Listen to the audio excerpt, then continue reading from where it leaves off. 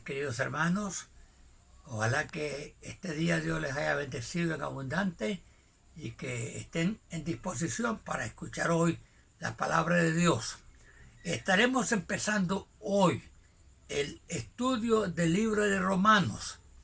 A manera de introducción, quiero decirles que si solo nos hubiese quedado de toda la Biblia el libro de Romanos, nada más eso sería suficiente para tener el conocimiento y la orientación correcta acerca de las principales doctrinas de la Biblia, incluyendo la doctrina de la salvación por gracia.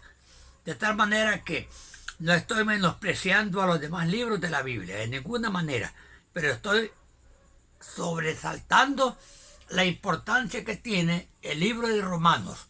De tal manera que les pido a abrir sus Biblias y vamos a estudiar el capítulo 1 y el versículo 1.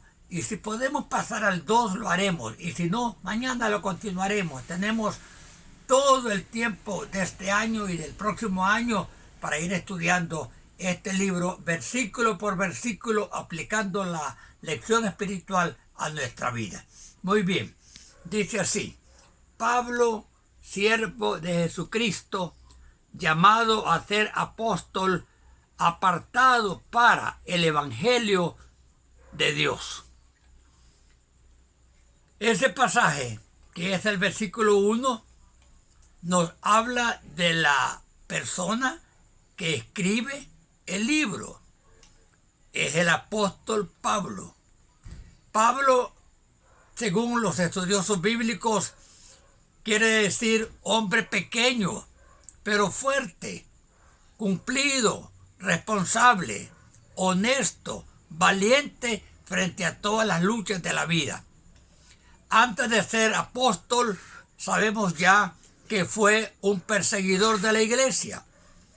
Y en realidad un milagro grande fue el que Dios hizo cuando logró la conversión de Saulo y la transformación de su vida, al grado de que llegó a ser el más grande de los escritores bíblicos, el más grande de los defensores de la doctrina cristiana, el más excelente maestro de la Biblia. Dice que Pablo se identifica como siervo de Jesucristo. La palabra siervo, hermanos, en este contexto quiere decir esclavo.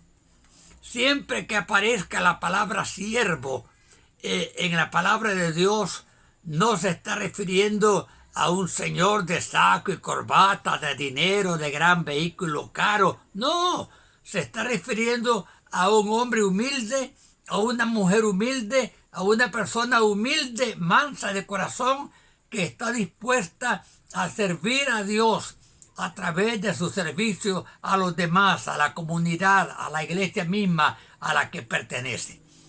Ser siervo de Dios es algo que debe de considerarse como un alto privilegio. Un alto privilegio porque el siervo dice que es de Jesucristo. Y tener a Jesucristo como la autoridad máxima, como nuestro patrón, como el que guía nuestra vida y la vida de la iglesia, es un alto privilegio. Por eso Pablo no tuvo vergüenza en decir que él era un siervo de Jesucristo. Luego sigue diciendo, llamado a ser apóstol. Llamado a ser apóstol es un conjunto de palabras que nos enseñan que el llamamiento de Pablo no fue una determinación personal que él hizo. No fue una candidatura que él promovió para llegar a ser un apóstol. Dice, llamado a ser apóstol. ¿Quién lo llamó? Dios. El Señor lo llamó. para convertirlo en su siervo. La palabra apóstol quiere decir un enviado, uno que lleva un mensaje a entregar a otra persona. Pablo se distinguió por evangelizar al mundo de su tiempo a través de los mares, a través de los caminos, a través de las limitaciones que habían en esa época. Pablo supo lo que es ser preso, cautivo, torturado, humillado por la causa de ser apóstol. Hoy día se habla mucho de algunos llamados siervos de Dios que son apóstoles. Déjenme decirles con toda seriedad que ustedes están equivocados. Y los hermanos de las iglesias deben de estar claras también en su entendimiento que el apóstol bíblicamente es aquel que fue llamado por Jesucristo, y uno de los requisitos que tenía para ser apóstol la iglesia primitiva es haber sido llamado personalmente por Jesucristo y haber conocido a Jesucristo.